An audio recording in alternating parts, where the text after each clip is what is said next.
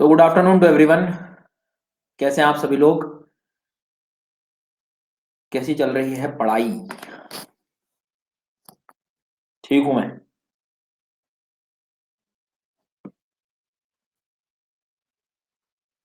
So hello hello everyone.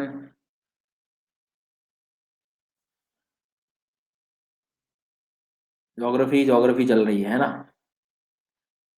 आज तो मुझे किसी ने हेड डेडिकेट किया है, शिवा देव। और भी जितने लर्नर्स हैं जिन्होंने हेड डेडिकेट किया है, thank you so much to everyone. So आज के जनरली जो है, हाँ बिल्कुल, जिन लोगों ने भी किया है,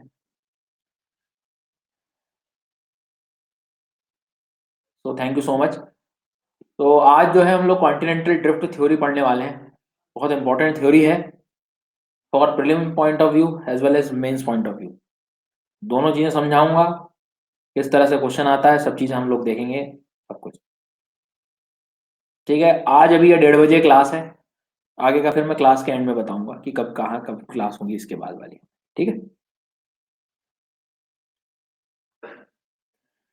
चलिए। सो सबसे पहले जो लर्नर्स बिल्कुल नए हैं, आप अपने कमेंट सेक्शन के ऊपर एक टेलीग्राम चैनल देख रहे होंगे, वहां से आप मेरे इस टेलीग्राम चैनल ग्रुप में भी ज्वाइन हो सकते हैं, जहाँ डेली आपको लिंक्स प्रोवाइड हो जाती हैं। और बाकी जो भी नए लर्नर्स हैं, अनअकैडमी इंडिया का एक ऐसा प्लेटफॉर्म है जहां पर आपकी यूपीएससी से रिलेटेड एग्जामिनेशन और मोर देन 35 कैटेगरीज यदि आप देखें एग्जामिनेशन की, सभी की प्रिपरेशन यहाँ पर वन स्टॉप सॉल्यूशन है। यूपीएससी का लगभग complete syllabus including all subject, polity, history, geography, economy, सब कुछ यहाँ पर जो होगा, जो है आप देखोगे तो economy, current affairs, environment, ecology, सब कुछ यहाँ पर जो है आपको कवर होते हुए दिखाई देगा। ठीक है। और मेरे साथ और भी को एजुकेटर्स हैं जो सभी अपने आप में एक सब्जेक्ट एक्सपर्ट हैं, जो आपको हेल्प करेंगे आपके सभी प्रिपरेशन को बेस्ट बनाने। रेगुलर क्लास में टेस्ट सीरीज वगैरह बनी हुई हैं, रिकॉर्डिंग क्लासेस, लाइव क्लासेस, आप सब कुछ अवेलेबल कर सकते हैं with the help of a subscription. एक सब्सक्रिप्शन लेना और प्रिपरेशन को बिल्कुल प्रो बना लेना है, प्रोएक्टिव। ठीक है। ये रेफरल कोड यूज करके आप 10% तक का डिस्काउंट भी ले सकते हैं यदि मेरी क्लासेस आपको समझ में आती हैं, मेरी स्पेशल क्लासेस जो मैं पढ़ा रहा हूँ, तो आप बिल्कुल इस रेफरल कोड का यूज करें और सीधा 10% तक का डिस्काउंट लें। ऐसे लर्नर्स जो फर्स्ट टाइम ज्वाइन कर रहे हैं, आज हम पढ़ रहे हैं कॉन्टिनेंटल ड्रिफ्ट थ्योरी। चलिए चलिए।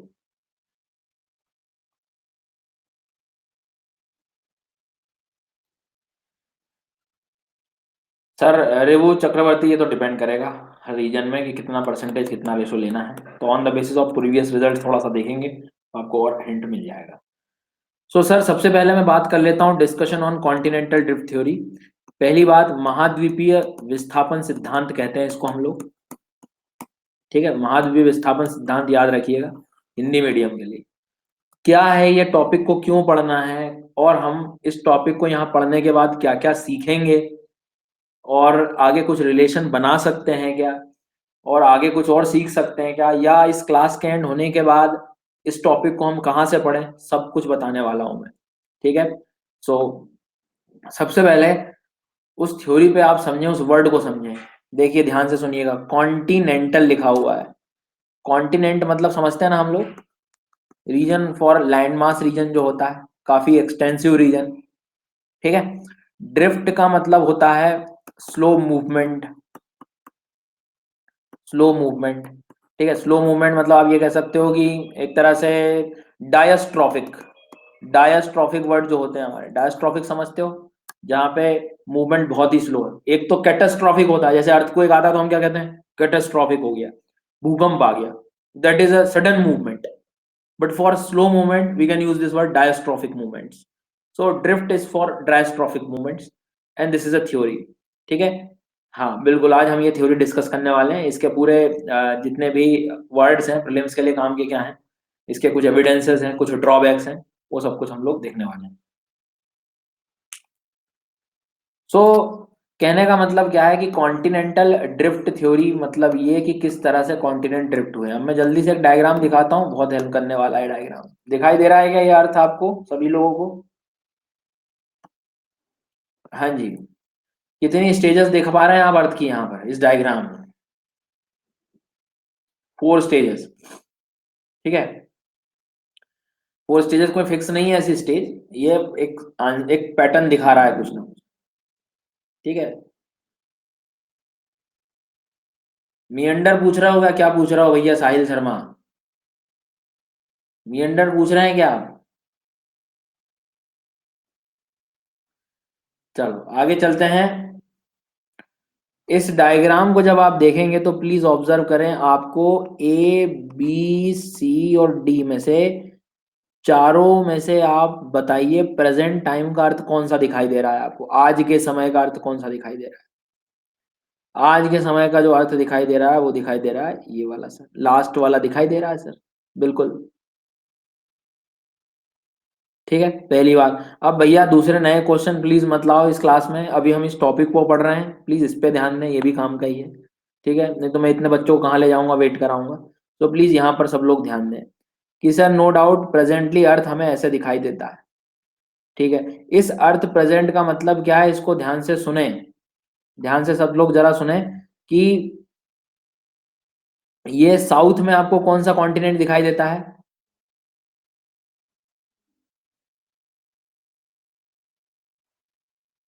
बिल्कुल, अंटार्कटिक।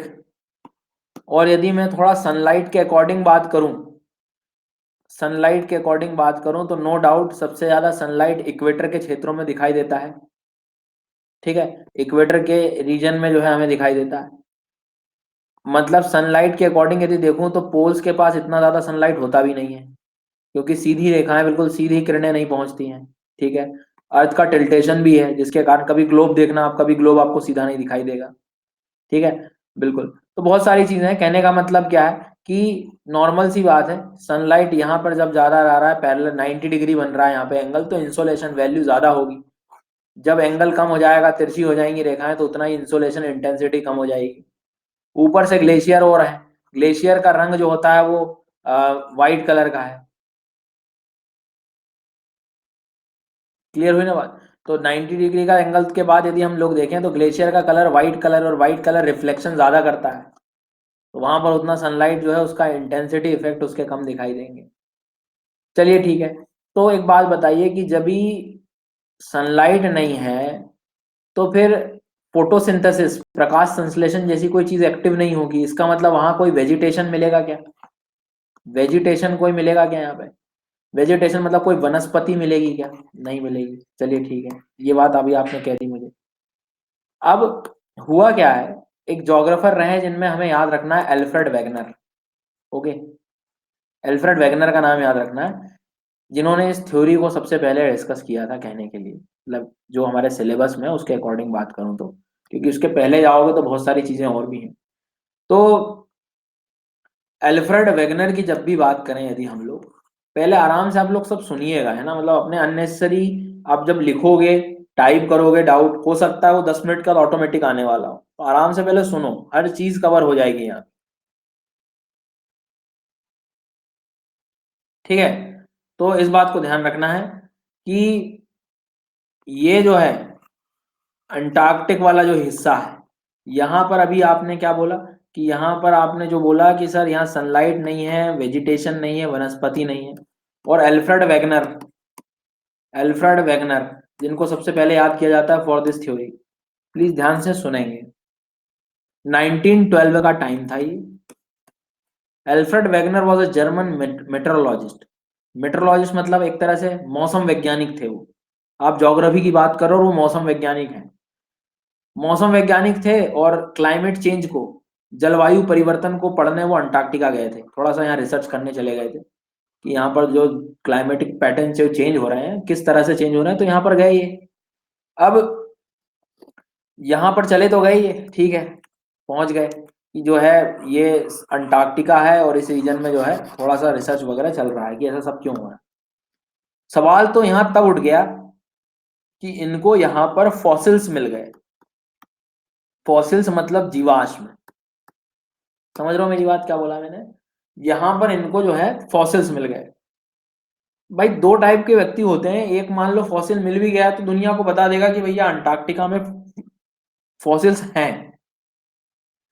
पर अल्फ्रेड वेगनर का कहना क्या था कि अल्फ्रेड वेगनर ने ये सोचा कि यहां पर फॉसिल्स मिलना मतलब क्या? फॉसिल्स मिलना मतलब यहां कभी ना कभी तो वेजिटेशन रहा होगा, वनस्पति रही होगी, तभी तो फॉसिल मिल रहा है। कभी तो लाइफ हुई होगी यहाँ पे। और आज की प्रेजेंट कंडीशन में यदि ऑब्जर्व कर लूं तो प्रेजेंट कंडीशन के अकॉर्डिंग आज यहां पर लाइफ पॉसिबल है क्या? और जब आज प्रेजेंट टाइम पे लाइफ पॉसिबल नहीं है तो फिर फॉसिल्स कैसे मिल गए?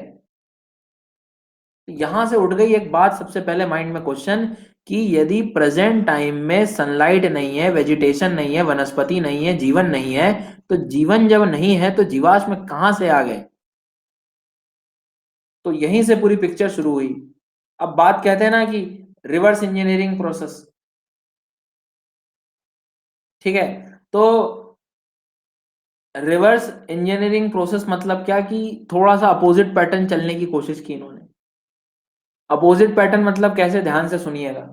अपोजिट पैटर्न का मतलब ये कि इन्होंने सोचा कि यदि यहाँ पर फॉसिल्स हैं मतलब डेफिनेटली लाइफ होगी, और लाइफ यदि यहाँ लाना है तो इसका मतलब इसका जो लोकेशन है आज साउथ पोल के पास, वहां तो इसका लोकेशन नहीं रहा होगा। क्योंकि यदि यहाँ रहता तो यहाँ तो वेजिटेशन मिलता ही नहीं, फिर फॉसिल भी नहीं मिलता। इसका ये मतलब हुआ कि डेफिनेटली इसकी जो लोकेशन है, इसका जो प्लेस है, वो यहाँ ना होते हुए कहाँ रहा होगा? कहाँ रहा होगा? कम से कम नियर बाय इक्वेटर, थोड़े से इक्वेटर के करीब रहा हो, या एटलीस्ट ऐसे प्लेस पे तो होगा कि जहां पर कम से कम जो है एटलीस्ट थोड़ा बहुत सनलाइट पहुंच रहा हो। फिर बुद्धि चली आगे और तेज कि सर जब अंटार्कटिका अपने प्लेस पे नहीं था तो ये भी तो हो सकता है कि पूरी दुनिया के रीजन्स अपने प्लेस पे ना हो। जब अंटार्कटिका मूव कर सकता है तो बाकी चीजें भी तो मूव कर सकती हैं। तो बस यहीं से पूरी पिक्चर की शुरुआत हो गई कि कॉन्टिनेंट का मूवमेंट। मूवमेंट मतलब समझ रहे हो, मूव कर जाना, एक स्थान से दूसरे स्थान पर चले जाना। पर इतना फास्ट मूवमेंट नहीं था, इसीलिए इन्होंने क्या बोला, इसीलिए इन्होंने इसको ड्रिफ्ट वर्ड का इस्तेमाल किया। ड्रिफ्ट मतलब समझ रहे हो ना, ड्रिफ्ट मतलब जिसका मूवमेंट बहुत ही स्लो हुआ। तो इस पैटर्न पे यदि मैं चलूं तो पूरी दुनिया में जब मैं जाऊं तो हो सकता है कि कॉन्टिनेंट सब मूव किए होंगे। और कोशिश यदि करी कि इन सभी कॉन्टिनेंट्स को एक बार इक्वेटर के आसपास लाने की कोशिश करूंगा मैं, और यही कुछ हुआ कि इन इक्वेटर के पास जब इन सबको लाने की कोशिश करी, इक्वेटर के पास सब लाने की कोशिश करी, तो फिर क्या हुआ? ये तो कुछ इस तरह का अरेंजमेंट दिखाई दिया इनको। इस तरह का अरेंजमेंट मतलब क्या कि ये देखो आप, ये कॉन्टिनेंट आज का प्रेजेंट टाइम में कौन सा है आपका, मुझे एक बात बताइए आप तो, जिन्होंने पढ़ा हुआ है। This is Africa. ठीक है, ये क्या है आपका, साउथ अमेरिका। जब इसको देखा गया तो भैया ये तो आपस में फिट हो गए। अब फिट हो गए मतलब समझ रहे हो आप, ऐसे तो दुनिया पूरी फिट हो सकती है। और धीरे धीरे उनने फिटिंग करना शुरू किया तो देखा तो पूरा वर्ल्ड इस तरह से फिट हो गया बिल्कुल पजल में। और जब फिट हुआ तो ये करीब करीब 225 मिलियन ईयर्स, जब कार्बन डेटिंग और सब इस तरह का आप जब एक्सपेरिमेंट करते हैं तो सब पता लग जाता है कि कौन सी चीज कब बनी है। तो जब इन्होंने टाइम पीरियड का बात की, सब कुछ निकाला, तो देखा कि हमारा पहले जो अर्थ है वो कुछ इस टाइप का था, अब जाकर आज ये हो गया। मतलब उस समय आपको जो दिखाई दे रहा था वो क्या दिखाई दे रहा था? उस समय जो आपको दिखाई दे रहा था वो दिखाई दे रहा था सिंगल लैंड मास। आज तो आपको मल्टीपल 7 लार्ज कॉन्टिनेंट्स दिखाई दे रहे हैं। तो सिंगल से 7 में आने में क्या एक ही दिन में आ गया क्या ये? एक ही दिन में आ गया? बताइए, एक दिन में आया क्या ये? बिल्कुल भी नहीं आया। एक दिन में नहीं आया इसका मतलब क्या है? एक दिन में नहीं आया इसका मतलब इसको समय लग गया। और समय जब लग गया मतलब बहुत कुछ लग गया, ज्यादा समय। समय एक ऑन एन एवरेज यदि हम लोग लेखें तो 225 मिलियन ईयर्स बोला जाता है। 225 मिलियन यार 1 मिलियन में 10 लाख होते हैं, आराम से गुणा भाग करोगे गणित खराब हो जाएगा। 225 ईयर्स, मतलब काफी समय लग गया यहां तक आने में। इसीलिए अब ये मूवमेंट फास्ट तो हुआ नहीं, मूवमेंट को मैं स्लो बोलूंगा। इसलिए आज मुझे पता भी नहीं लगता कि आज मैं भी मूव हो रहा हूँ, आप भी मूव हो रहे हैं। और स्लो मूवमेंट के लिए इसलिए वर्ड कौन सा इस्तेमाल किया हमने, ड्रिफ्ट। मूव मूव मूव कौन हो रहा है, मूव कौन हो रहा है, मूव कौन हो रहा है, तो मूव हो रहे हैं कॉन्टिनेंट हो रहे हैं, इसीलिए कौन लेकर आ गया आप ये, कॉन्टिनेंटल ड्रिफ्ट हो गया। नाम समझ में आ गया क्यों दे रहे हैं आप ये, कॉन्टिनेंटल ड्रिफ्ट थ्योरी हो गई, गिवन बाय अल्फ्रेड वेगनर।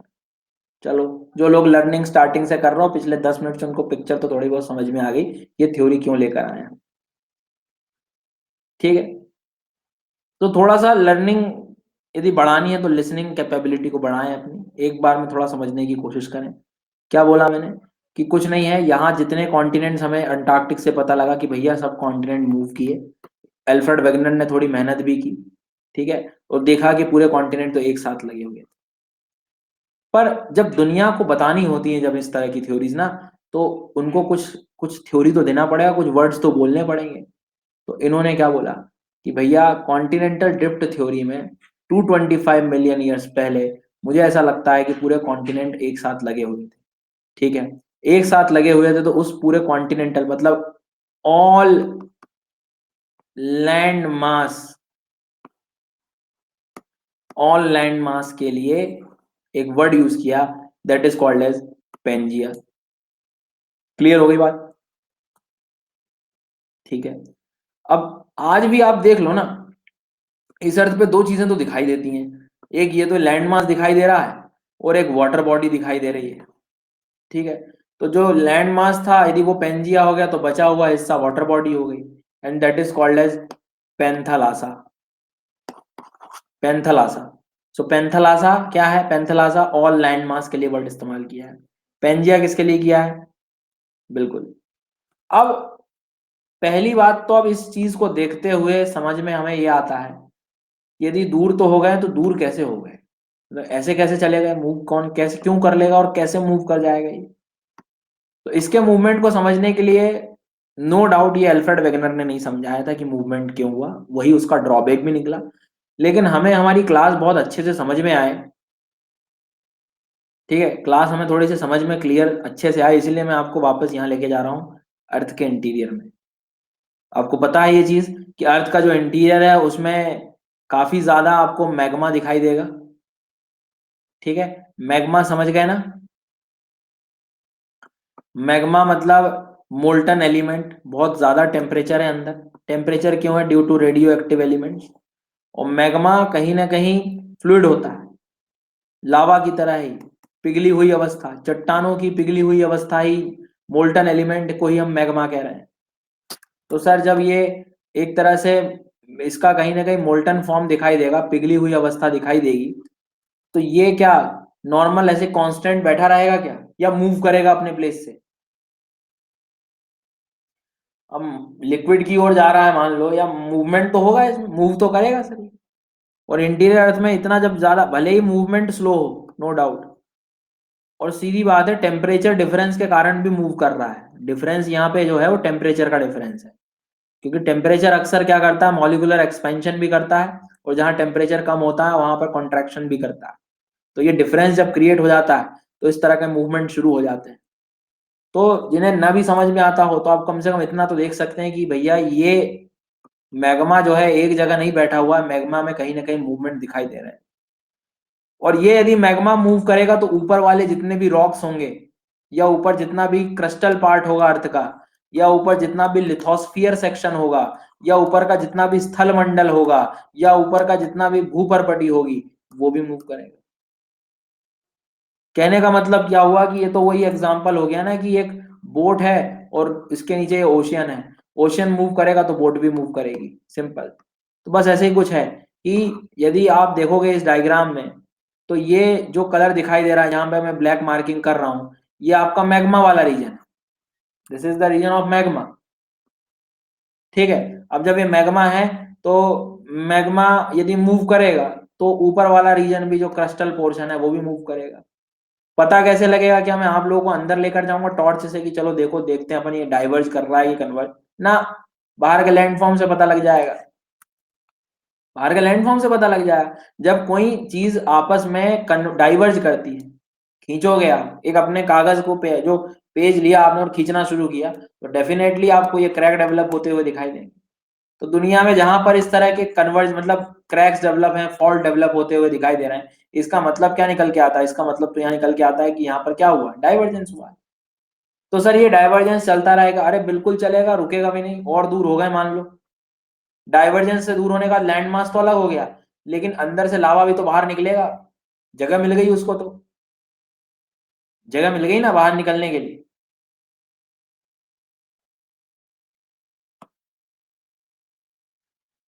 बिल्कुल मिल सकते हैं, कॉन्टिनेंट पॉसिबल हो जाएंगे। तो सर ये तो दूर होते गए, नया सी बनते जा रहा है। देखो सी फॉर्मिंग कैसे हो गया, लॉजिक लगाओ। सी बनने के लिए पहले तो रॉक चाहिए ना, तभी तो पानी भरेगा वहां। रॉक के लिए पहले क्या चाहिए? लावा चाहिए, तभी रॉक बनेगा। तो लावा कहाँ से आएगा? जब ये दूर जाएंगे। जैसे ही दूर जाएगा एक रास्ता बन गया बहुत बड़ा सा, बहुत बड़ा पाथ बन गया, एक दरार बन गई, फॉल्ट बन गया। अंदर से लावा बाहर आते जा रहा है, ये दूर होते जा रहे हैं। लावा ठंडा हो गया, रॉक बन गए, उसी में पानी आ गया जो है। पानी की कोई कमी नहीं है, पैंथलासा आपके पास है ही ऑलरेडी। और दूर हो गए तो और दूर हो गए तो सी का जो साइज है वो और बड़ा होता चला गया, और ये दूर ड्रिफ्ट होते चले गए।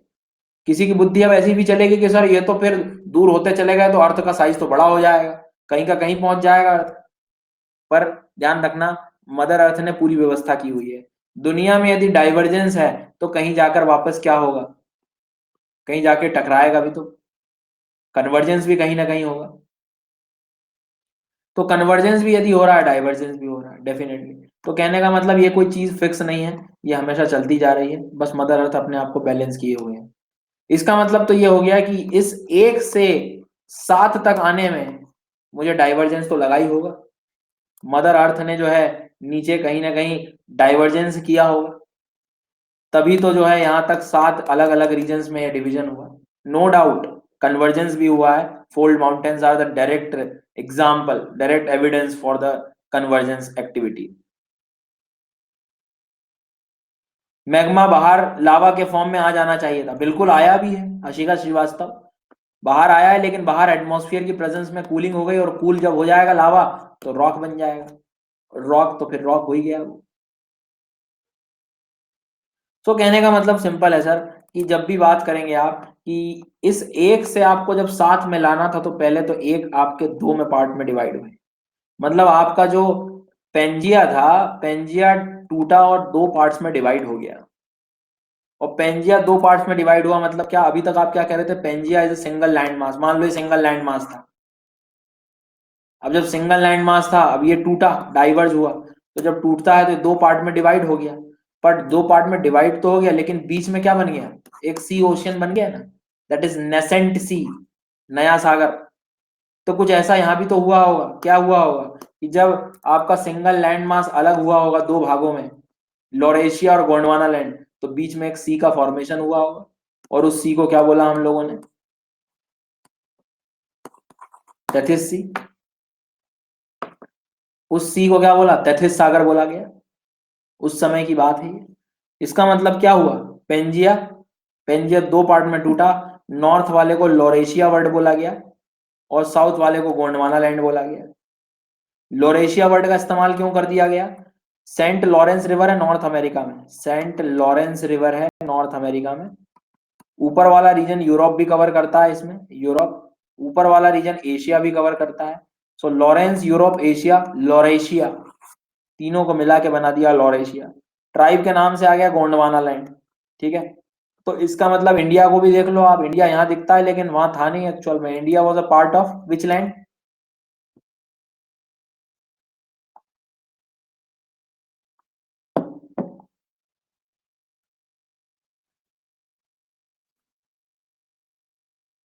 ठीक है। ड्रास्टिकली तो नहीं कह सकते, दुनिया का हर रीजन ही मूव हुआ है। यदि इंडिया को देखोगे आप, तो इंडिया भी है और ये भी सब दिखाई दिया है हमें। तो ये डायरेक्टली डिपेंड करता है इंटीरियर अर्थ के कन्वेक्शनल पैटर्न पे, कि कौन किसको कहाँ कितना लेकर जा रहा है। ठीक है। तो ध्यान से सुनिएगा, कि जब भी बात करें यहाँ से यहाँ आते आते, तो थ्योरी की जो इंट्रोडक्शन की बात है वो हम लोग डिस्कस कर चुके हैं। थ्योरी क्या कहती है कि before 225 million years ago during Mesozoic times, जो समय था वो मेसोजोइक टाइम रहा था आपका, ठीक है। जितना भी अर्थ था वो पूरा एक सिंगल लैंड मास हुआ करता था, और उस सिंगल लैंड मास को हम लोगों ने क्या बोला, पेंजिया कहा। वो पेंजिया डिवाइड हुआ लॉरेशिया गोंडवाना लैंड में, बीच में डिवीजन हुआ तैथिस सागर का। और उसके बाद देखो भैया अंकित शर्मा जी, ऐसा है मेंस में कभी क्वेश्चन आ गया कि discuss the plate tectonic theory with the help of sea floor spreading theory and continental drift theory, तब हो सकता है कि चेंज हो जाए। कभी क्वेश्चन ऐसा आ जाए कि discuss the evolution of plate tectonic theory, तब फिर से जो है आपको वहीं से यहीं से शुरू करना पड़ेगा। तो इसका इस्तेमाल तो होगा, और नहीं तो एनसीईआरटी में यदि लिखा हुआ है मतलब उसको थोड़ा सा अपने को पढ़ना। बिल्कुल अंगारा लैंड, याद रखिएगा। आगे चलते हैं यहाँ तक ये कहानी, और स्टेट पीएससी में पूछते रहते हैं, यदि आप एमपीपीएससी वगैरह दे रहे हैं तो ऐसे क्वेश्चंस आपको अचानक हमेशा देखने को मिलेंगे। तो आगे चलेंगे हम लोग। ये कहानी यहाँ तक हो गई है, यहाँ तक आप लोगों ने पढ़ लिया है। तो ये तो हो गई इंट्रोडक्शन वाली बात, और इतनी देर में आपको ये बात तो पता हो गई कि भैया ये कहीं ना कहीं दूर हुए हैं। जब दुनिया के सामने आप इस तरह की थ्योरी लाते हो ना, तो बाकी जो थिंकर्स होते हैं वो ये सोचते हैं कि अब आप इसके एविडेंस बता दो, क्या प्रूफ है आपके पास यदि ये थ्योरी दे रहा हो आप तो, ठीक है। एविडेंस मतलब साक्ष्य। तो सर फिर आज का क्या, आज आज भी मूव कर रहे हैं हम लोग। अर्थक्वेक जो आते हैं, अर्थक्वेक जो आते हैं भैया, वो जर्मन वर्ड है, पेंजिया को जो है उन्होंने ऑल लैंडमास के लिए यूज किया है। अर्थक्वेक जो आते हैं वो इस चीज का ही प्रूफ है कि आज जो है ये चीज मूव हो रही है। इस बात को ध्यान रखना, ठीक है। मतलब ऐसा नहीं है कि पेंजिया से कहानी अटेम्प्ट की है, पर अब हम लोगों का भी ज्योग्राफी जीएस है, मतलब आपको जो है कलेक्टर ही बनना है। इसके पहले तो ले जाना नहीं उनको कि जो है बिल्कुल मिलियन गीगा ईयर्स में ले जाएं आपको, जो है बिलियन ईयर्स में ले जाएं, और फिर बोलो कि वहां से पढ़ते हुए आओ एक बार फिर से दोबारा। ऐसा तो होगा नहीं, है कि नहीं। हाँ बिल्कुल, क्योंकि वहां से उसको पढ़ने से ऐसे कोई सेंस है भी नहीं, फिर अपने को जो है जियोलॉजिस्ट बनना पड़ेगा सर वहां जाने के लिए। क्योंकि ऐसा नहीं है पेंजिया, ये चीज पहले से होती ही हुई आ रही है, मतलब पहले भी ये सब अटेम्प्ट हो चुके हैं।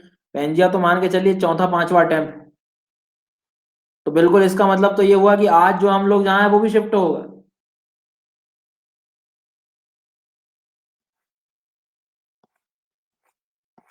चलो अब आगे चलते हैं।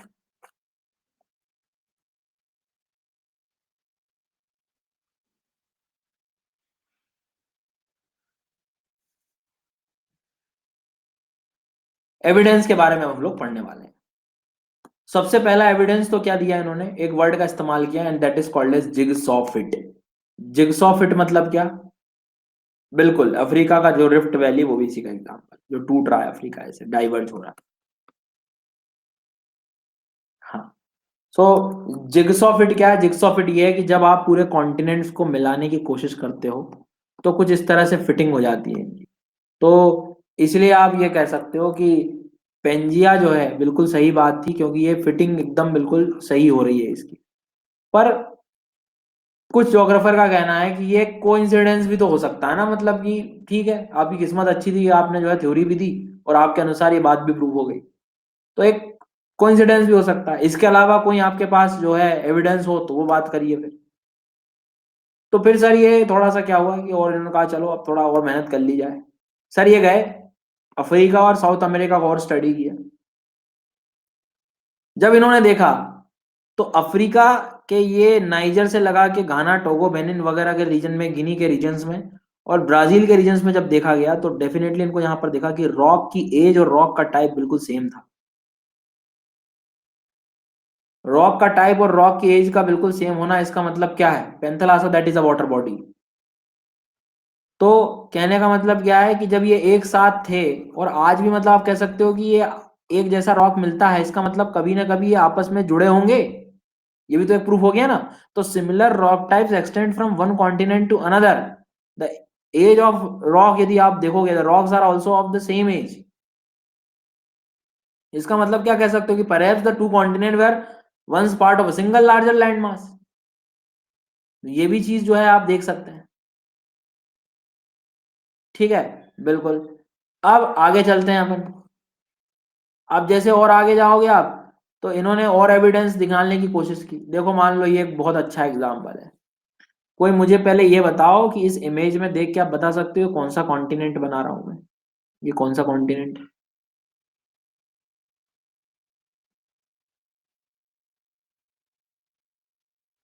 बिल्कुल, दिस इज नॉर्थ अमेरिका। ये हो गया अपना कौन, यूरोप। ठीक है। और इस रीजन में यदि हम लोग देखें तो अब ये ब्लैक लाइन कुछ दिखाई दे रही होगी आपको। अब जिन्होंने मुझसे पहले मैपिंग पढ़ी होगी, उन्होंने ये माउंटेन जरूर पढ़ा होगा, एपलेशियन माउंटेन। उन्होंने यहाँ के स्कैंडिनेवियन जोलन माउंटेन जरूर पढ़े होंगे, नॉर्वे स्वीडन के। और दोनों में सिमिलैरिटी क्या थी? दोनों को मैंने पढ़ाया था कि they are the type of residual mountains, old mountains, पुराने पर्वत, अवशिष्ट पर्वत, स्कार्पमेंट टाइप के पैटर्न, काफी पुराने हैं वो पर्वत। तो इसका मतलब तो ये हुआ कि जब इनको मिला दिया गया और जब देखा तो भैया ये तो सब एक ही माउंटेन के हिस्से दिखाई दिए, एक ही टाइम पे बने हुए, एक ही टाइम के रॉक स्ट्रक्चर। इसका मतलब क्या हुआ कि rocks in the Appalachian of North America, सेलोनाइट्स ऑफ ब्रिटेन और नॉर्वे के जनरली आप देखोगे तो इनका बिल्कुल एज सेम था। इसका मतलब क्या, अलग अलग जगह अलग अलग टाइम पे बने होंगे क्या? बिल्कुल भी नहीं। तो ये जो टाइम पीरियड था इनका लगभग एक जैसा था। तो इससे आपको क्या समझ में आया कि यदि आप यूरोप नॉर्थ अमेरिका को फिट करते हो तो आपको ये पता लगता है कि अपलेशियन से लगा के ऊपर तक जो है आप बिल्कुल एक ही माउंटेन के थे। ये टाइम पीरियड के नाम से वर्ड आया है, टाइम पीरियड को एक सेटेलाइट टाइम कहते हैं और माउंटेन रीजन को हम लोग बोल रहे हैं। ये जो ब्रिटिश माउंटेन्स हैं इनको हम इसके नाम से भी जानते हैं कि पास्ट में ये पहले एक साथ लगे होंगे। समझ में आई बात? कितने एविडेंस बता दिए मैंने आपको टोटल? तीन एविडेंस बता दिए। तीन एविडेंस में पहला एविडेंस क्या बताया मैंने? पहला एविडेंस बताया जिग्सॉ फिट। जिग्सॉ फिट मतलब क्या कि कॉन्टिनेंट्स की यदि आप फिटिंग कर दें तो बिल्कुल सिमिलर कोस्टलाइन जो है आपको बिल्कुल कनेक्टेड मिलेंगी। दूसरी बात, रॉक्स की जो एजेस, आंसर सबको लिखना है जितने मेरे से पढ़ रहे हो, एटलीस्ट मुझे पता तो लगे कि कौन कौन बैठा हुआ है क्लास में। कम से कम मुझे चेहरे तो दिख जाए, नाम पता लग जाए, है कि नहीं, कि हाँ सर कौन है कौन नहीं है।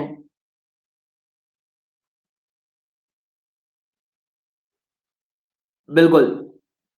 क्योंकि ऐसे दीवारों से टिक कर बैठे रहोगे तो कैसे पढ़ाई होने वाली है? टाइप करो, एक्टिव रहो भैया जरा, आगे जाके एक डिस्ट्रिक्ट को संभालना है आप। और जो लोग थोड़े से लेट आए हैं, अब अगली बार से क्लास बिल्कुल टाइम से होगी। आप ये टेलीग्राम चैनल ज्वाइन कर लीजिएगा जो आपके कमेंट सेक्शन के ऊपर दिखाई दे रहा है।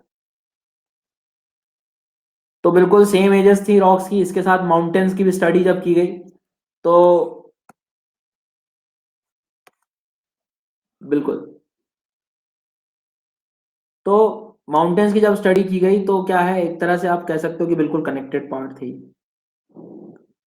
अब देखो, हम लोग आज के टाइम को यदि देखें तो हम लोग किस इवेंट में जा रहे हैं? ग्लोबल वार्मिंग के, समझ रहा हूँ मेरी बात, ग्लोबल वार्मिंग के पैटर्न पे जा रहे हैं आप। मतलब ग्लोबल वार्मिंग के पैटर्न पे जा रहे हो, इसका मतलब आप कहां से आ रहे हो? ग्लोबल कूलिंग से आ रहे हो, आइस एज से आ रहे हो आप।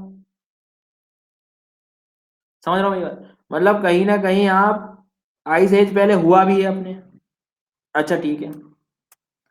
ग्लोबल वार्मिंग मतलब आपके इन कॉमन रीजन्स में, अर्थ के इन रीजन में यदि बात करोगे आप, तो इन रीजन्स में यदि आप देखोगे, ये वाले रीजन की यदि बात करें इक्वेटर के आसपास, तो आज कोई आपको यहाँ ग्लेशियर तो मिलते नहीं है।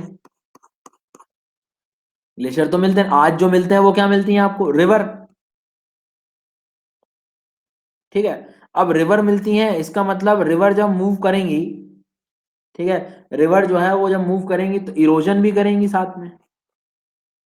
इरोजन करेगी कि नहीं? इरोजन मतलब फिर अपने सॉइल भी लेके आएगी। एलुवियल सॉइल सुना होगा आपने, मतलब रिवर से सेडिमेंट्स भी कलेक्ट होते हैं। This is the present condition. But what about at the time of ice age? कि जब आप आइस एज से वार्मिंग की तरफ आ रहे थे तो वो पूरा जो ग्लेशियर उस समय रहा होगा वो भी तो मेल्ट रहा होगा, मेल्ट हुआ होगा कि नहीं? और उस समय जो ग्लेशियर मेल्ट हुआ होगा तो वो मेल्ट होने के बाद वो भी मूव किया होगा, स्लोप को फॉलो किया होगा उसने भी। और जब उसने स्लोप फॉलो किया होगा, मूवमेंट किया होगा एक प्लेस से दूसरे प्लेस पे, रिवर की तरह जब वो गया होगा तो उसने भी उस समय इरोजन किया होगा। बट रिवर और ग्लेशियर को जब आप कंपेयर करते हो तो रिवर की स्पीड ज्यादा होती है, ग्लेशियर के मूवमेंट की स्पीड स्लो होती है।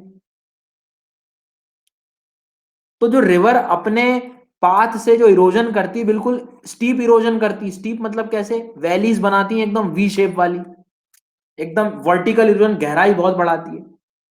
पर ग्लेशियर के जो इरोजन होते हैं बहुत ही इस तरह के होते हैं, आराम से होते हैं, मतलब यू शेप का रहता है। वो वी शेप किस में मिलेगा? एकदम ऐसे स्टीप स्लोप किस में मिलेगा आपको? वाटर में। और यू पैटर्न किस में मिलेगा आपको? स्लो। अब वाई वर्ड पूछने से अच्छा है पहले सोचें समझें हम कि भैया रिवर का वाटर बहुत तेजी से मूव करता है तो उतनी तेज इरोजन करेगा, वो उतना इंटेंस इरोजन होगा। ग्लेशियर इतना स्पीड में मूव करेगा क्या? नहीं करेगा। स्लोली, धीरे धीरे धीरे धीरे धीरे धीरे धीरे, तो धीरे धीरे इरोजन होगा। तो अचानक आपको जो है बिल्कुल जेंटल स्लोप दिखाई देगा।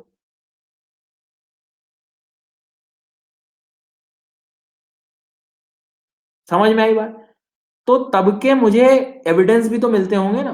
जैसे मान लो एक लैंड मास यदि हम लोग थोड़ा ऑब्जर्व करें तो इन्होंने यही किया कि उस समय के जो सेडिमेंट्स थे, उस समय के सेडिमेंट्स कौन से? जो ग्लेशियर से बने हुए थे। उन सेडिमेंट्स को हम क्या कहते हैं? जैसे हम लोग यहाँ एक वर्ड यूज करते हैं ना, एलुवियल। एलुवियल वर्ड किसके लिए यूज करते हैं? एलुवियल वर्ड जो इस्तेमाल करते हैं वो सेडिमेंट्स डिपॉजिटेड बाय रिवर्स के लिए, जलोढ़ जिसको कहते हैं हम लोग। ऐसे ही ग्लेशियर के लिए हम लोग इस्तेमाल कर सकते हैं एक वर्ड, टिलाइट।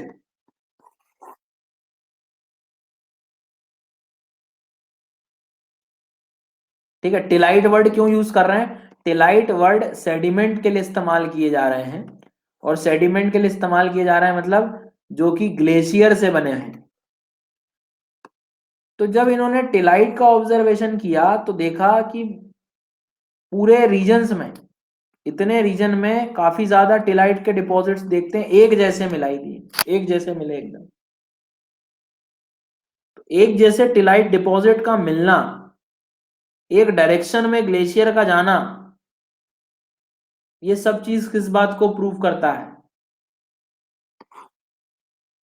आज ये ऐसे हैं मान लो, पर इनको कनेक्ट करोगे तो ये सब एक जैसे पैटर्न को दिखाते हैं। उस समय टिलाइट डिपॉजिट से आप ये चीज बात कर सकते हो, विच पार्ट ऑफ इंडिया ये दिखाई दे रहा है कि कभी ना कभी ये सेम लैंड मास के पार्ट रहे। तो टिलाइट अपने आप में सेडिमेंट्स हैं। सेडिमेंट सॉइल तो नहीं कह सकते क्योंकि अब तो पूरा सॉइल जो है वो आपका पूरा नॉर्मली आप रिवर वगैरह हो गया या वेदरिंग हो गई है, उनसे हो गई। लैंड फॉर्म्स को देख के पता लगा सकते हो आप। ठीक है। तो टिलाइट डिपॉजिट्स मतलब सिंपल ऐसे सेडिमेंट्स जिनका फॉर्मेशन आइस एज के टाइम पे हुआ है, उनका लगभग एक पैटर्न आपको इसी रीजन में दिखाई देता है। तो कहने का मतलब क्या हुआ कि उस समय ध्यान देना, उस समय जो इरोजन हुआ होगा, ध्यान से सुनिएगा, उस समय जो इरोजन हुआ होगा वो किससे हुआ होगा? नितिन भैया बोलिए। उस समय जो हुआ होगा इरोजन वो ग्लेशियर से हुआ होगा। पता कैसे लगेगा कि ग्लेशियर और रिवर का? तो मैंने आपको बता दिया है कि ग्लेशियर के मान लो स्लोप ऐसे दिखाई दे रहे हैं आपको, लैंड फॉर्म के, ग्लेशियर से बने हुए।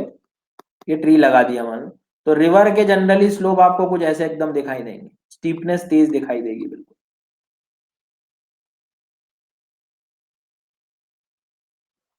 क्लियर हुई बात? हाँ जी। नदर्न प्लेट्यूज की चिंता मत करो।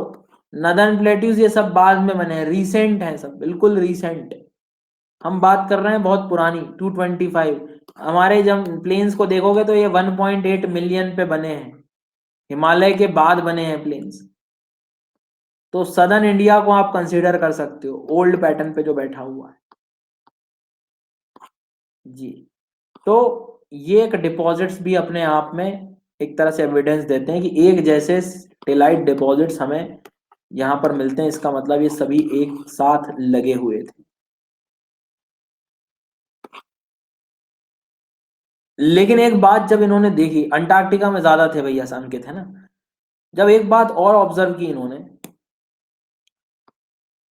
ठीक है, ये एक रेप्टाइल हुआ करता था मेसोसोरस। भैया कंगारू का नाम सुना है? अब कंगारू जो है ऑस्ट्रेलिया में मिलेगा अभी फिलहाल, तो इंडिया में तो नहीं आएगा कि तैर के आ जाए, कि मान लो जो है आपने फिशिंग के दौरान जो है मतलब फिशिंग नेट पानी में डाली और साथ में फिशिंग फिश के साथ एक दो कंगारू और आ गए तैर के, ऐसा तो नहीं है।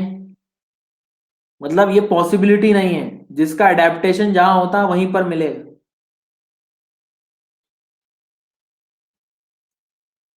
क्लियर हुई ना बात?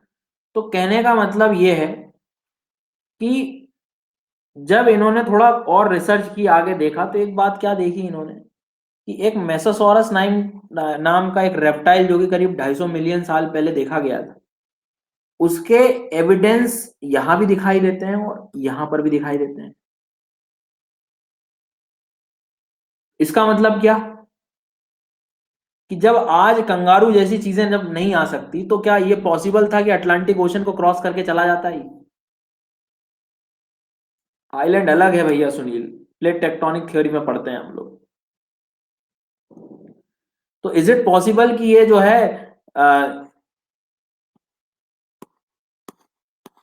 मूव करके चला गया?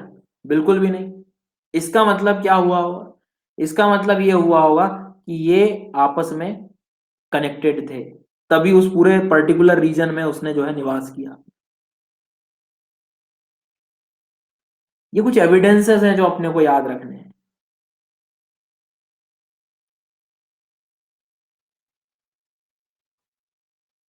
ठीक है, आगे चलते हैं।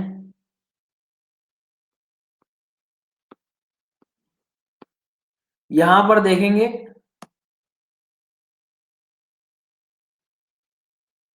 नितिन आप वो अनअकैडमी का जो वो एक सेक्शन होता है ना, जहां पे आप मेल कर सकते हैं, कोई भी इश्यूज वगैरह क्वेरीज वगैरह होती है, तो वहां भी इस चीज को लिखे हैं, है ना। चलिए आगे चलते हैं हम लोग। ये है साउथ अमेरिका, ये है अफ्रीका, ठीक है, ये है इंडिया, ये अंटार्कटिका दिखाई दे रहा है, ये ऑस्ट्रेलिया दिखाई दे रहा है। तो जरा इसको आराम से ऑब्जर्व कर लो आप। ये जो मेसोसोरस नाम का रेप्टाइल था, उसका रीजन ये देखा गया, अलग अलग तो नहीं होता। चलो मान लो लेस्ट्रोसोरस भी देख लो, तो इतना थोड़ी घूमेगा लेस्ट्रोसोरस की यहां से वहां चला जाएगा आज के टाइम पे, ये कहां तैरेगा?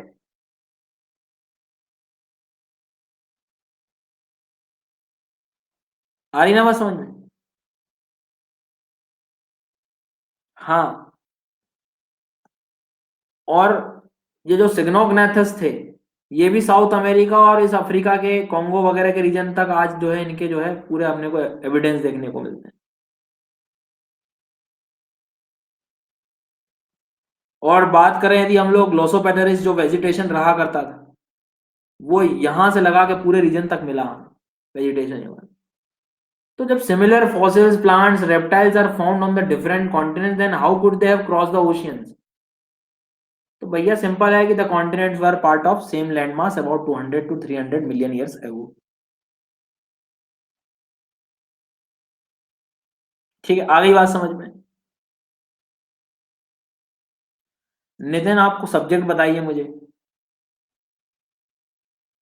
तो कहने का मतलब क्या है, सिंपल सी बात है कि distribution of reptile and plants, ये भी आपको आप देख सकते हो कि ऑब्जर्वेशन जब आप करेंगे तो आपको चीजें पता लगेंगी यहां से कि काफी बड़े लेवल से, ठीक है, काफी बड़े लेवल से बहुत सारे ऐसे इन्होंने एविडेंस सामने रखे, जिसकी हेल्प से आप कह सकते हो कि हम लोगों का ये जो अर्थ है, कॉन्टिनेंट्स में जनरली जो है ड्रिफ्टिंग देखी गई।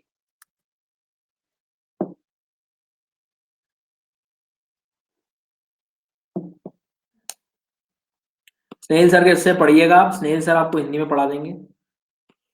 ठीक है, एक बार अभी देखो एक बैच बना हुआ है हिंदी मीडियम को, उसमें पूरे आपको जनरली जितने भी हैं एजुकेटर सब हिंदी में ही पढ़ा रहे हैं। तो ऐसा लगे तो एक बार आप जरा वहां पर आप लिख दीजिए क्वेरी सेक्शन में। ठीक है, तो कहने का मतलब क्या हुआ, कहने का मतलब आज की इस थ्योरी से, इस पूरे पोर्शन से क्या समझ में आता है अपने को एक बात समझ में ये आ जाती है कि सर ये कॉन्टिनेंट जो आज दिखाई देते हैं 7, और ये तो हमने स्टोरी कहां से शुरू की है, 225 से, 225 से, समझ रहा हो ना मेरी बात। और 225 से इसके पहले और भी ऐसे इफेक्ट हो सकते हैं, ध्यान रखिएगा। क्लियर हो गई बात।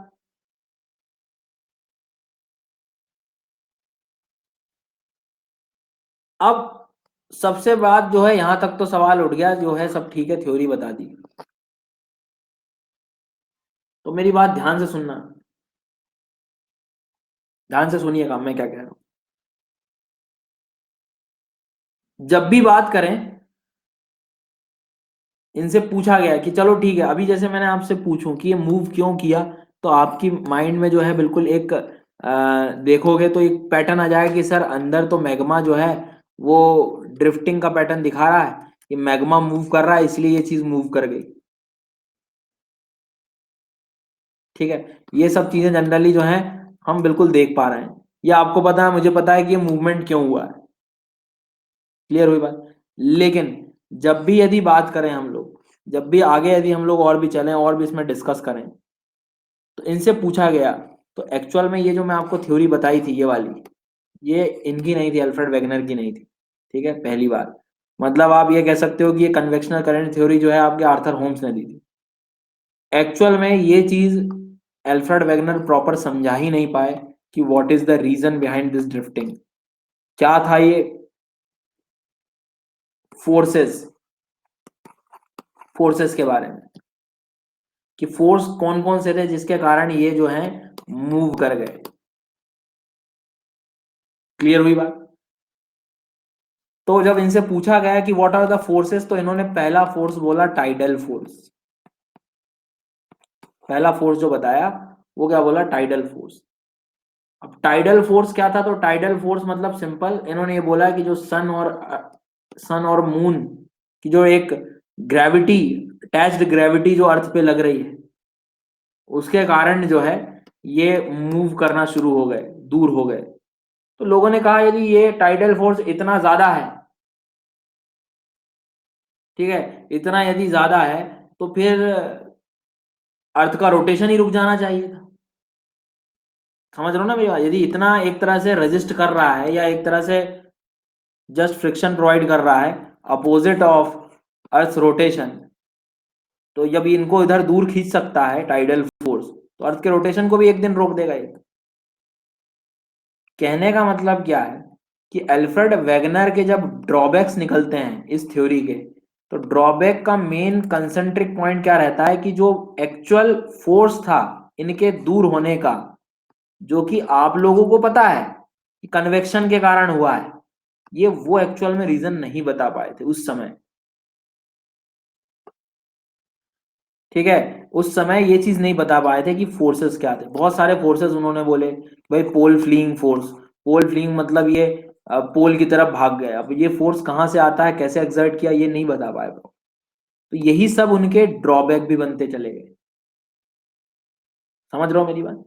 तो जब भी बात करते हैं इस थ्योरी से, तो इस थ्योरी से एक हिस्सा जो है ज्योग्राफी का, ये लोग समझते हैं कि ये थ्योरी गलत थी। लेकिन कुछ ज्योग्राफर का मानना था कि थोड़ी देर में इस थ्योरी को सही समझ लूं, ठीक है, इस थ्योरी को थोड़ी देर में यदि मैं सही समझ लूं, तो मुझे बहुत सारी चीजों के आंसर मिल सकते हैं। For example, see this diagram. इस डायग्राम से आपको क्या समझ में आ रहा है, इस डायग्राम से आपको क्या समझ में आ रहा है, इस डायग्राम से आपको ये समझ में आ रहा है कि ये अफ्रीका और ये जो साउथ अमेरिका जो दिखाई दे रहा है, अफ्रीका और साउथ अमेरिका आज एक साथ हैं। लेकिन प्रेजेंट टाइम में आपको कौन सा ओशन दिखाई देता है दोनों के बीच में,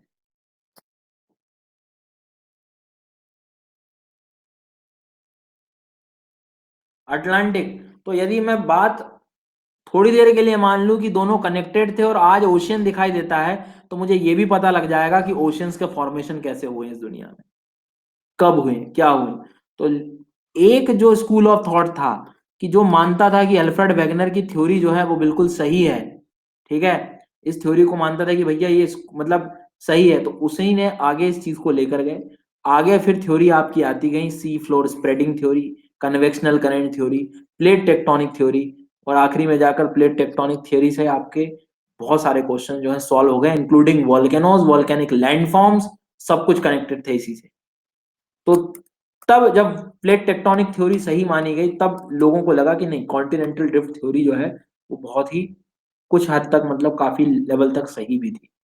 ठीक है, आ गई बात समझ में। तो इसके तीन हिस्से पढ़े जाते हैं इस थ्योरी के, जो अपने जीएस लेवल में काम के हैं। जियोलॉजिस्ट वाले पैटर्न पे मत जाना, इंट्रोडक्शन याद रखना, एविडेंसेस याद रखना, और एक दो ड्रॉबैक्स याद रखना जो कि फोर्सेस से रिलेटेड थे।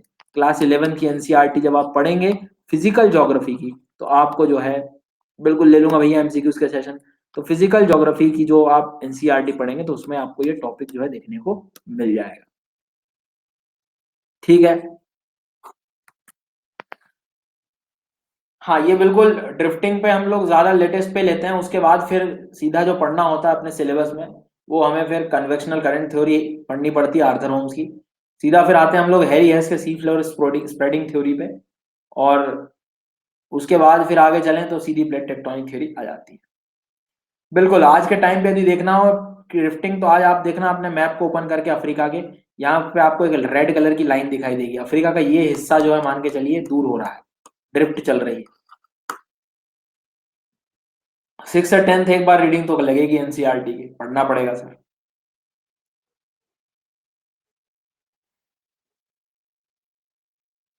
एनसीईआरटी का कोर्स वैसा नहीं है, 2500 क्वेश्चंस का एक कोर्स है मेरे यहाँ, उसमें अन अकेडमी पर, उस पर भी जाकर आप डेली 5 क्वेश्चंस लगा सकते हैं।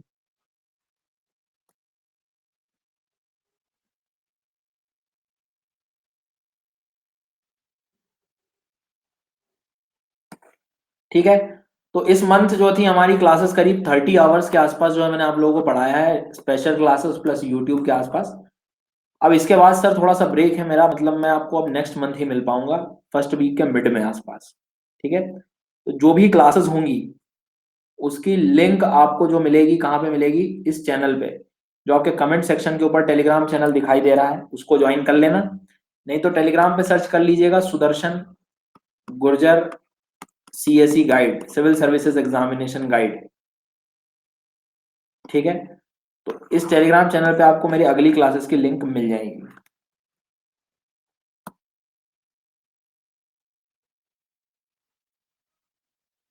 बिल्कुल, आगे भी आप देखोगे तो प्लेट टेक्टोनिक थ्योरी में अफ्रीका आपका टूटने वाला है, टूट जाएगा। ठीक है, परेशान नहीं कीजिए।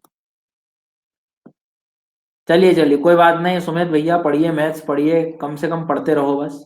और क्या क्वेश्चन है, में कुछ क्वेश्चंस क्या है सर, अगर कोई क्लास मिस हो गई तो आप इसके अकॉर्डिंग पे यहाँ रिकॉर्डिंग देख सकते हो, यदि आपने इस क्लास को रजिस्टर किया होगा तो।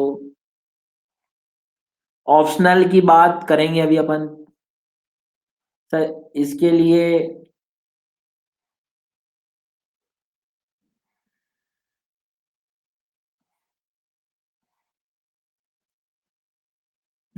यूपीएससी तैयारी करना चाहता हूँ बेसिक से, भैया बेसिक के नाम पे बिल्कुल एनसीईआरटी। हाँ, मेरी क्लास जो है वो अगले महीने आपको मिलेगी।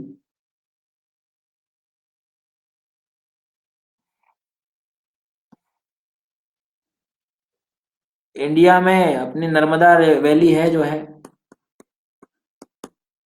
नहीं, आज रात को नहीं है, कल से पढ़ रहे हैं हम लोग काफी ज्यादा।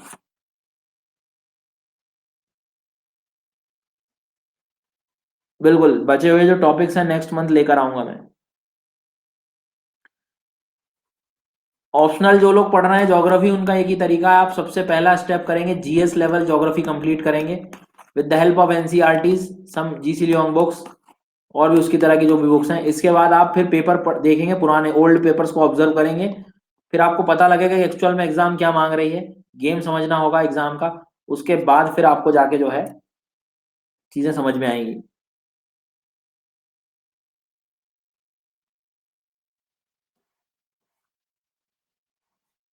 यूट्यूब पर अभी जो है अनअकैडमी सिविल सर्वेंट के नाम से चैनल था जिसपे मेरी क्लासेस चल रही थी। अगली बार जो भी रहेगा मैं आपको लिंक प्रोवाइड कर दूंगा। कृतिका मैडम, इसमें आप नॉर्मल एक मेंस का क्वेश्चन लिख सकते हैं कि discuss the continental drift theory and it's evidence, और उसके साथ ड्रॉबैक्स भी आप उसके एंड कर सकते हैं। ऑप्शनल का सिलेबस ज़्यादा है, पढ़ सकते हैं माजिद हुसैन। बिल्कुल लगाना होगा युवराज, पुराने पेपर क्या लगाओ आप, तभी तो पता लगेगा कि किस तरह के क्वेश्चंस अभी तक पूछे गए हैं। कभी हो सकता है, लेकिन स्लो मूवमेंट है रोहन। स्लो मूवमेंट क्यों कह रहा हूं मैं? इसलिए कह रहा हूं क्योंकि इतने ज्यादा फ्रीक्वेंट अर्थक्वेक वहां दिखाई नहीं देते हैं।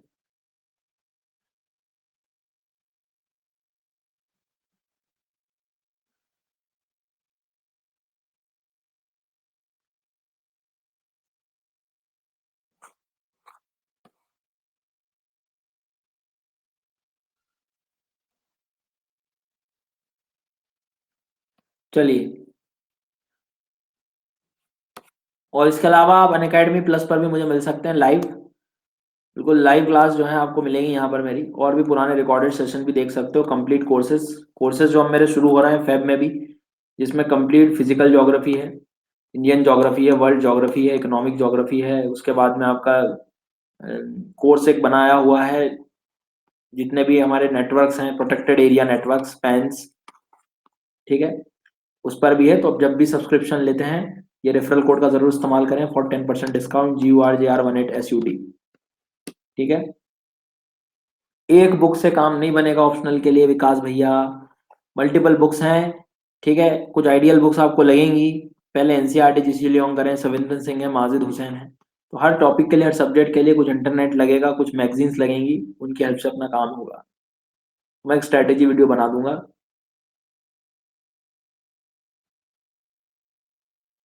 और टीचर्स का बैकग्राउंड आता है और आपकी केवल पिक आती है, कैसे पॉसिबल हुआ है?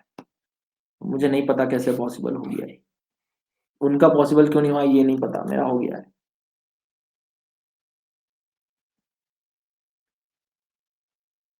चलिए,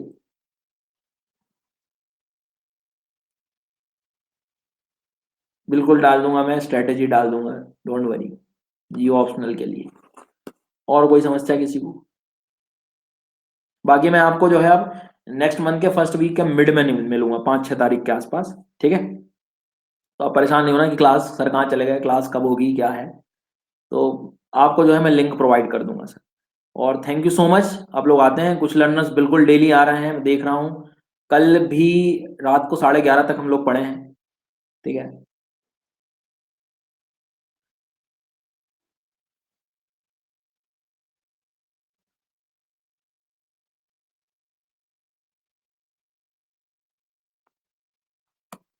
प्लस को ज्वाइन करने का कुछ नहीं है, आप प्लस पे जाइए, अनअकैडमी प्लस, वहां पर अपनी कैटेगरी यूपीएससी सेलेक्ट करिए और यहाँ से बस पेमेंट करना, आप प्लस पे आ जाएंगे।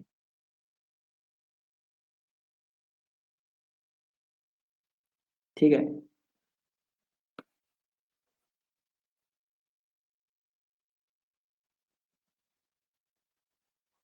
शाम को नोटिफिकेशन नहीं आया? कुछ नहीं। हाँ, एक साथ जो पेमेंट है आप, और लगभग पूरा सिलेबस कंप्लीट करना है, तो इट विल टेक टाइम, एक साल तो लग ही जाता है। क्योंकि कुछ एजुकेटर्स ऐसे भी हैं कि एक सब्जेक्ट के लिए मल्टीपल और अच्छा पढ़ाते हैं सब, तो हो सकता है आपका मन हो सभी से पढ़ लें एक बार। कभी कोई सब्जेक्ट 2 बार पढ़ने का मन हुआ, तो एक साल तो कम से कम लग ही जाता है आप लोग।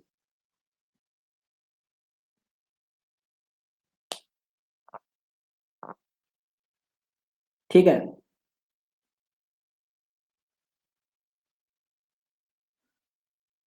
नेक्स्ट क्लास बताया मैंने, फेब का फर्स्ट वीक होगा मिड में, तब मैं आपको बता दूंगा। चलिए, तो आज ये क्लास हो गई हम लोग की कॉन्टिनेंटल ड्रिफ्ट थ्योरी। ओके, जिसमें जितना भी सब कुछ काम का था वो डिस्कस कर लिया। इसके पहले वाली क्लास जो भी मैंने पढ़ाई है, जैसे लोकल विंड्स, डेजर्ट्स, जितनी भी क्लास है उनको एक बार रिवाइज कर लेना, नोट्स यदि किसी ने बनाए हों। ठीक है, एनसीईआरटी का क्लास 6 का जो सेकंड चैप्टर है, लैटिट्यूड लॉन्गिट्यूड के अलावा जो सीजनैलिटी वाला है उसको पढ़ लेना, और 11th क्लास की एनसीईआरटी पढ़ना शुरू करो।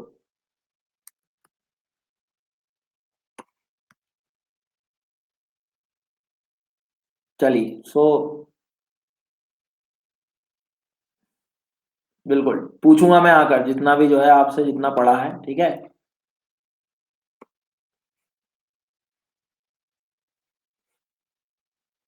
ऑप्शनल में कंफ्यूजन नहीं होना चाहिए, पहले पूरे जीएस के सब्जेक्ट पढ़ो जिसमें अच्छा इंटरेस्ट आता है, पढ़ने का ज़्यादा मन लगता है, सुबह से शाम जिसको पढ़ सकते हो वो ऑप्शनल ले लेना, ट्रेंड के अकॉर्डिंग मत जाना। चलिए, thank you so much, goodbye. और रुकना मत, पढ़ते रहना, बता रहा हूँ मैं आप लोगों को। मतलब कॉलोनी तक लोग परेशान हो जाएं कि ये इतना क्यों पढ़ रहा है, क्या कारण है इसका पढ़ने का, समझ रहा हो ना, जितने भी हो। हाँ, और हमेशा अच्छे बने रहो, अच्छी चीज़ें होने लगेंगी आपके साथ। अच्छा क्या होता है, बुरा क्या होता है, किसी ने डिफाइन नहीं किया है, ये सब आपको पता है। चलिए, गुड बाय।